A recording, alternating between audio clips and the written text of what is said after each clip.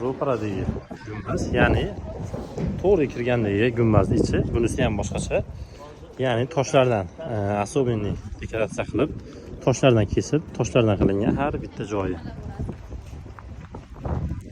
Xuddi bu joylar ham ichkarida har bittasi shunaqa qadimiy, ya'ni suvenirli narsalar bu tomonda ham har bitta eshikda xuddi shunaqa bozorchalar bor. Ob-havo o'ta ham ta'til rosa aylanadigan, issiq ham emas, sovuq ham emas, yengil shabada esib turibdi.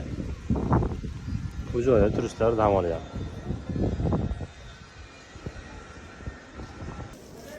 Mana bu narsani kim eslayapti? Biz yoshligimizda bu narsa plastmassadan bo'lardi. Ya'ni plastmassadan ichiga suv to'ldirilardi, uzun bo'lardi.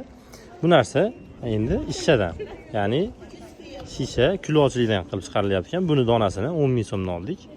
Lekin ovozi haqiqiy bulbul ovozini berar ekan. Bu narsa bu joyda rosa ham ko'p sotilar ekan. Haykalchalar orasida to'la ekan. 2 ta oldik.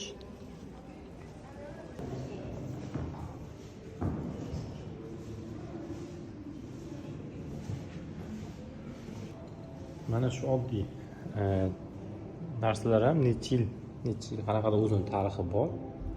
Hamda xuddi shu joyda muzeyga saqlanadi. Ya'ni bu narsa biz uchun qandaydir oddiy narsa bo'lishi mumkin, lekin bu qadimiy qanaqadir summaga ega oddiy narsalar.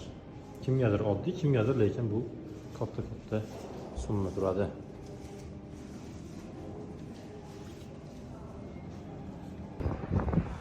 Biz hozir mana buni ichiga kirdik.